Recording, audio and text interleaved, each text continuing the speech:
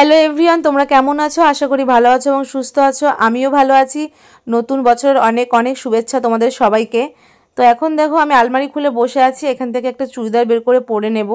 তো অবশেষে দেখো আমার চুড়িদার পরা হয়েও গেছে। এখন আমি একটু রেডি হয়ে নিচ্ছি। তো চলো আগে রেডি হই, তারপরে তোমাদেরকে বলছি কোথায় যাব কি না যাব। তো চলো কাজলটা তাড়াতাড়ি করে ঝটপট করে পরে নিই। আর এদিকে আমার ননদের মেয়ে কিন্তু এসে আমাকে তাগাদা দিচ্ছে, মামি কখন হবে, মামি কখন হবে। তো দেখে বুঝতেই পারছো। তো এখন যাচ্ছি আমরা একটু ঘুরু করতে, এই পাশেই যাব। অনেক লোকের যাওয়ার কথা ছিল, কিন্তু তারা জানি না কেন মাঝখানে এসে বললো যে ওরা যেতে পারবে না। তো আমরা হাল ছাড়িনি, আমরা কয়েকজন মিলে যাব। কয়েকজন বলতে ননদেরা 4 জন আর আমি আর আমার শাশুড়ি, এই কজনই যাব, মানে এই 6 জনই যাব। তো চলে আসার পর আমার মনে পড়েছে যে আমি লাইটগুলো ঠিকঠাক বন্ধ করেছি কিনা, সিলিন্ডারটা ঠিক মতন বন্ধ আছে কিনা সেটাই। তো ঘরের বউদের যে কত দিকে চোখ রাখতে হয়, সত্যি বউ না হলে বোঝা যায় না। তো পুরো সংসারের কীভাবে যে সামলায় গুছিয়ে রাখে সেটা শুধু তারাই জানে। তো সব কিছু ভালো করে দেখে নিলাম, দেখো তাও সন্দেহ শেষ নেই। আবার মানে দেখছি বাথরুমের দরজা লাগিয়েছি কিনা।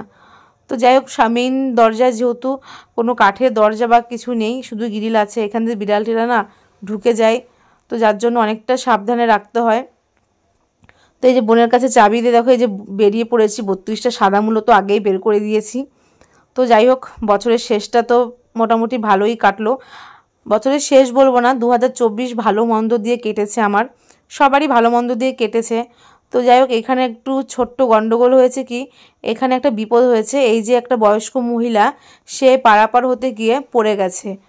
তো এখানে রাস্তা খোঁড়া হচ্ছিল, হয়তো জলের কোনো কাজের জন্য হয়তো। তো তোমরা ভেবো না যে পড়ে গেছে, সাহায্য না করে ভিডিও করছে।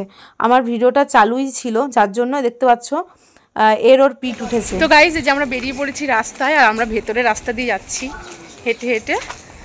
তো ভেতরের রাস্তাটা গেলে একটু সুবিধা। এই যে ভাগনা আজকের দিনে আমার পার্টনার, তাই না বাবা? এর সাথে ঘুরবার, মামা আসে না তো তাই। আর এই যেমন নন্দন, এর পার্টনার আলাদা। ওই যে নন্দাই, ওর পার্টনারও কিন্তু আলাদা। ঠিক আছে, সবাই আজকে আলাদা আলাদা পার্টনার নিয়ে ঘুরবো। সব রাস্তা থেকে পার্টনার তোলা হবে। এবার শাশুড়ি, উনার পার্টনার কাছে,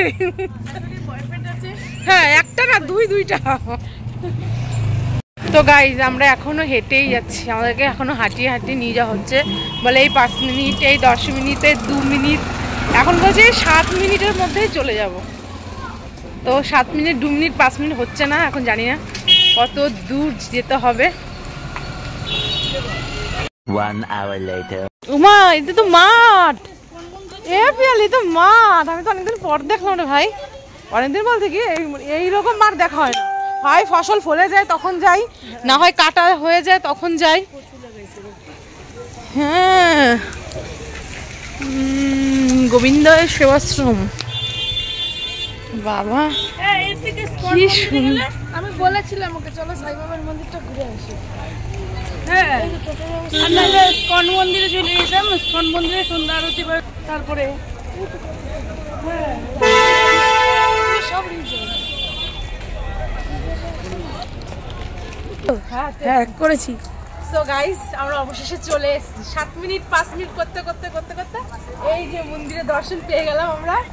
তো চলো, ভেতরে যদি ভিডিও করতে দেয় অবশ্যই তোমাদের সঙ্গে শেয়ার করব, আর যদি না দেয় তাহলে করার কিচ্ছু নেই, বাইরের থেকে দেখিয়ে তোমাদেরকে রেখে দেবো। তো চলো, দেখো বাইরে কত সুন্দর মাঠ।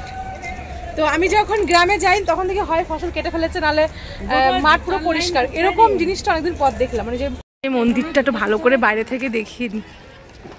দেখো বাড়ির কাছে এত সুন্দর মন্দির এসে জানাই ছিল না, তাই না বলো? কোমলটা না গেলে তো দেখতেই পারতাম না। আর জুতার লাইন দেখো, এই যে জুতা সব।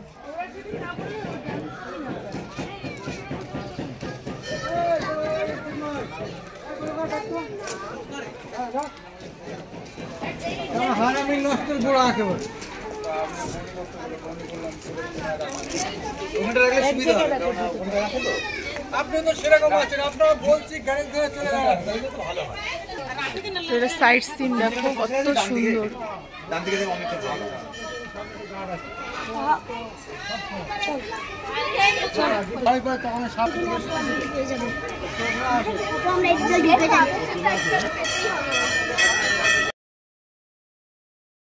তো ফাইনালি আমরা মন্দিরের ভেতরে কিন্তু ঢুকে গেছি।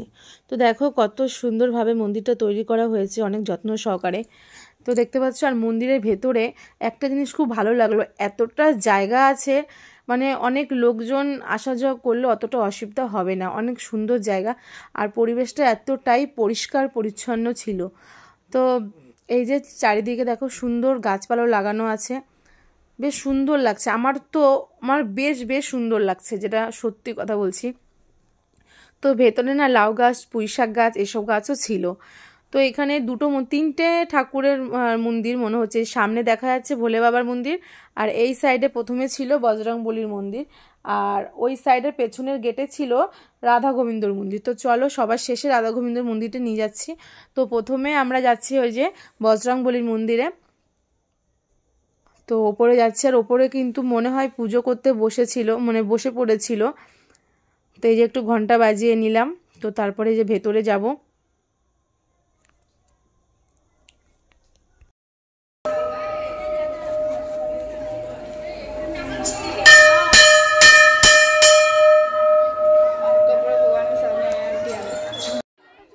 তো বন্ধুরা, এবার আমরা চলে যাব সামনের মন্দির, শিব মন্দিরে। তো এখানে দেখো কত সামনের সাইড সিনটা আমি ওই সাইডে গিয়ে দেখাচ্ছি। তো প্রথমে দেখো ভোলে বাবার কিন্তু একটা মূর্তি আছে ওপরে। এবার আমরা ভেতরে চলে যাব। তো আমরা না এই দিনের বেলা এসে একটা জিনিস খুব সুন্দর বুঝতে পেরেছি, যে দিনের বেলা যে সৌন্দর্যটা আছে মন্দিরে সেটাও উপভোগ করতে পেরেছি, প্লাস সন্ধ্যেবেলা যে সৌন্দর্যটা আছে মন্দিরে সেটাও আমরা উপভোগ করতে পেরেছি। কারণ রাতের বেলা পুরো চারিদিকটা লাইট ছিল, এত সুন্দর লাগছিল দেখতে। তো বেশ ভালো লাগছিল। তো এখানে দেখো এই যে কি বলে হরপার্বতী, নাকি আমাদের বাঙালি ভাষায় বলা হয় শিব পার্বতী, আর পেছনে তো বাবা শিব ছিলই। তো এই যে এখানে প্রণাম করে আবার দেখো নিচে নেমে যাচ্ছে। এখানে 2-3টে ফটো তুলবো। তো এত সুন্দর পরিবেশ, আমার এই পরিবেশটা এসে অনেক ভালো লেগেছে। আর সব থেকে বড় কথা কি, আমি না ভিড়ভাড়টা একদম পছন্দ হয় না, একদম না। তো যার জন্য আমার এতটাই ভালো লেগেছে জায়গাটা। আর সামনে কিন্তু আছে হলো একটা পুকুরি বলতে পারো, বেশ বড় সড়ই ছিল। আর ওই যে পেছনে ছিল টয়লেট।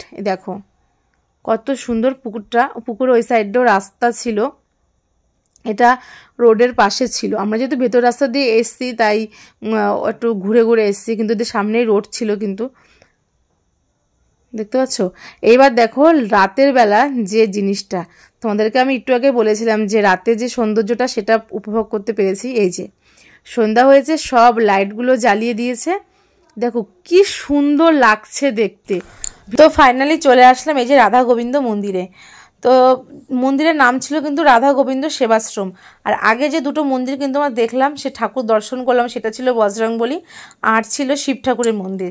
তো এবার চলে আসলাম আমরা রাধাকৃষ্ণ মন্দিরে। তো দেখতে পাচ্ছ এই যে এখানে মানে খুব সুন্দর, এই মন্দিরটাও খুব সুন্দর।